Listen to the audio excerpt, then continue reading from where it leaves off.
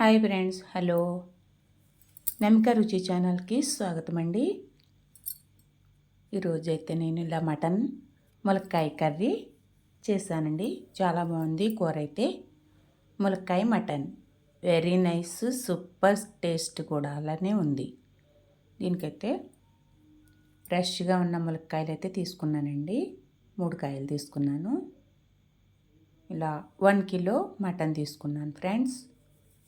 దీనికి first pan పెట్టుకొని oil వేసి అందులో బిర్యానీ ఆకు, తర్వాత కొత్తిమీర, పచ్చిమిర్చి వేసి ఫ్రై చేసుకోవాలి. ఇప్పుడు ఉల్లిపాయ ముక్కలు వేసుకొని మళ్ళీ తిప్పాలి ఫ్రెండ్స్.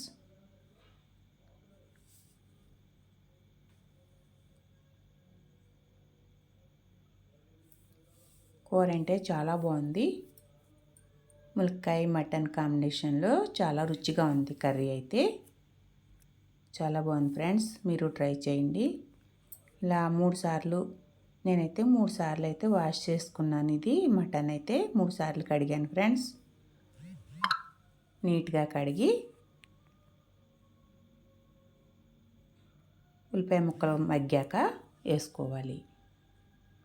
గోల్డెన్ కలర్ వచ్చే వరకు వేయించుకోవాలి ఉల్లిపాయ ముక్కలు. అవి వేయగాక ఇది మటన్ వేసేసుకుని తిప్పాలి.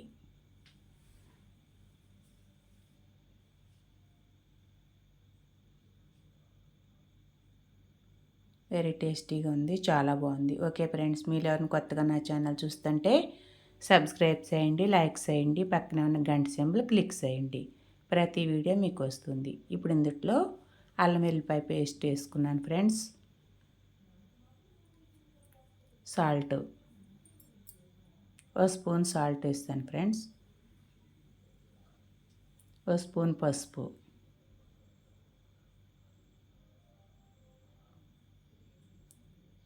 వీడియో నచ్చిందంటే మీ ఫ్రెండ్స్కు షేర్ చేయండి.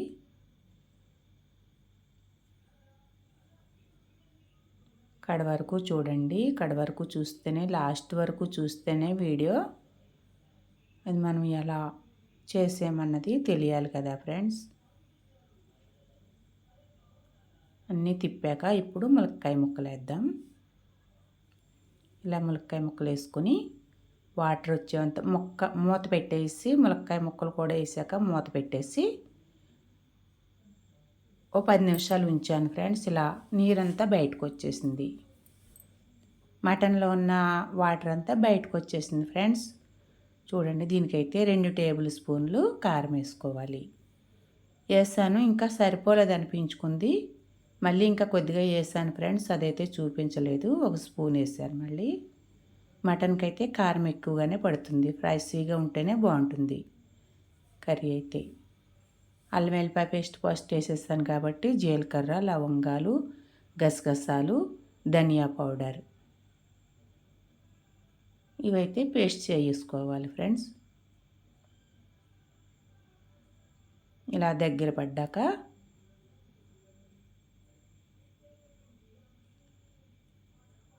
అందుట్లో ఉన్న వాటర్ అంతా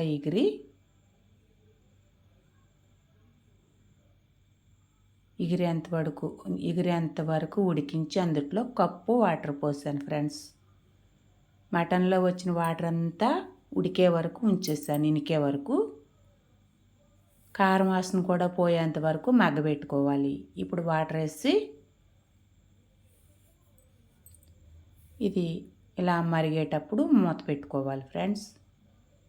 మూత పెట్టుకుని సిమ్లో పెట్టుకోవాలి. మటన్ కాబట్టి తొందరగా ఉడకదు, నెమ్మదిగా ఉడుకుతుంది మటన్. మటన్ మెత్తగా అవడానికి చాలా చిట్కాలు ఉన్నాయి. మనం ఆకు వక్కల్లో వేసుకుంటారు వక్కలు, ఆ చెక్క పొడి చేసి కొద్దిగా 1 కేజీకి హాఫ్ చెక్క పొడి చేసి వేసుకుంటే మటన్ అంతా మెత్తగా ఉడికిపోతుంది. ఇప్పుడు పట్టుకున్న మసాలా అంతా వేసేసి తిప్పుకోవాలి. మటన్ ఇంకా మెత్తగా అవ్వడానికి మరొక చిట్కా చెప్తున్నాను ఫ్రెండ్స్. బొబ్బస్కాయ ముక్క, పచ్చి బొబ్బస్కాయ ముక్కలు ఉంటాయి కదా, ఓ ముక్క కచ్చబచ్చ దంచేసుకుని వేసుకోవాలి మటన్లో. అది ఎంత ముదురుదైనా కానీ ఈజీగా మెత్తగా ఉడుకుతుంది. ఇవి రెండు కూడా టిప్సే ఫ్రెండ్స్. బబ్బస్కి ముక్కొట్టి ఆకు వక్కలు వేసుకుని సగం ముక్క వేసుకోవాలి. 1 కిలో మటన్ ఉంటే హాఫ్ చెక్క వేసుకుని మెత్తగా పొడిలా చేసుకుని కూరలో వేసేసుకోవాలి. అలా అయితే ఎంత గట్టిగా ఉన్న మటన్ అయినా ఈజీగా మెత్తబడిపోతుంది. చాలా బాగుంటుంది ఫ్రెండ్స్.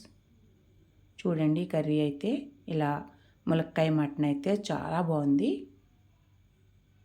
ఇలా మూత పెట్టేసి నేనైతే దగ్గర పడేంత వరకు సిమ్లో పెట్టేసి ఉడికించాను. చూస్తుంటేనే వావ్ అనిపించే రుచిలా కనిపిస్తుంది ఫ్రెండ్స్. చాలా అంటే చాలా బాగుంది. అంటే నేను వండానని కాదు ఫ్రెండ్స్, ఈ కాంబినేషన్లో సూపర్గా కుదిరింది కూర అయితే. చూడండి లాస్ట్ వరకు చూడండి, క్లిప్స్ వేయకుండా చూస్తేనే మనకి అర్థమవుతుంది. చూస్తుంటే నోరు ఊరుతుంది. ఓకే ఫ్రెండ్స్, లాస్ట్ వరకు చూసినందుకు thank you so much friends. Thank you so much.